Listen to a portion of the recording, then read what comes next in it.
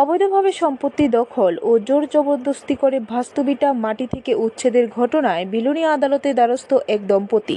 40 বছর ধরে বাস্তুভিটা থেকে উচ্ছেদের চেষ্টা, ঘটনার সুষ্ঠু বিচার চাওয়ার পাশাপাশি অবৈধভাবে সম্পত্তি দখল মুক্ত করে তাদের সম্পত্তি ফিরিয়ে দেওয়ার আর্জি জানিয়েছেন গত 22 সালের সেপ্টেম্বর মাসের 20 তারিখ আদালতের কাছে।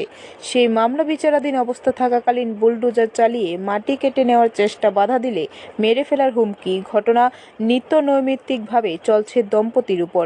শুধু তাই নয়, গত শনিবার জুন মাসের 4 তারিখের রাতে বসতঘরে আগুন দিয়ে পুড়িয়ে মারার চেষ্টা ঘটনা সংঘটিত করা হয়, কিন্তু টের পাওয়ার পর দম্পতি সহ ছেলেমেয়েরা প্রাণে বেঁচে যায়। এই ধরনের ন্যাক্কারজনক ঘটনা ঘটে শান্তিরবাজার মহকুমাধীন বাইখুড়া সুভাষ কলোনি এলাকায়। যদিও বা এই দম্পতি শান্তিরবাজার থানায় দ্বারস্থ হয়ে ঘটনার বিষয়ে সুষ্ঠু তদন্তক্রমে দোষীদের দৃষ্টান্তমূলক শাস্তির দাবি করে শান্তিরবাজারের বাসিন্দা প্রদীপ মজুমদার, রাজু মজুমদার ও কৌশিক চৌধুরীর বিরুদ্ধে মামলা দায়ের করেন গত রবিবার 5 জুন।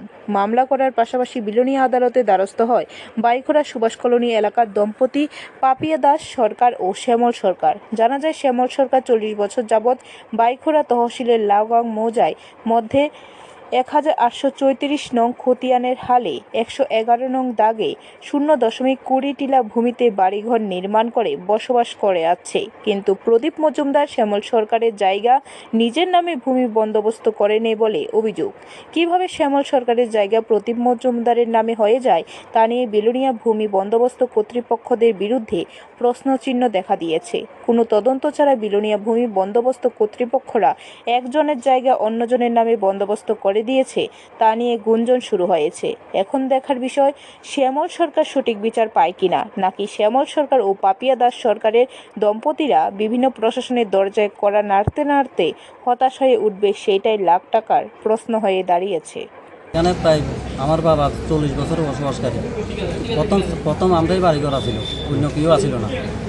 এরপরে অবৈধভাবে আগে আসিল খাস জমিতে। এরপরে আমার মামা আমরা দিব কইয়া নিজে চুরি করে অ্যালটমেন্ট করে লাগছি। এরপরে অ্যালটমেন্ট এলাকা ক্যান্সেল এলাকা আমি ডিএম অফিসে দরখাস্ত দিছি। দরখাস্ত দেওয়ার পরে এটা এসডিএম অফিসে আছে। এসডিএম অফিস থেকে তহসিলে ইনকোয়ারি করিয়া গেছে এবং কেসও দিছি, বহুতবার দিছি। আমি কোনো সুবিধা পাইতে আসি না।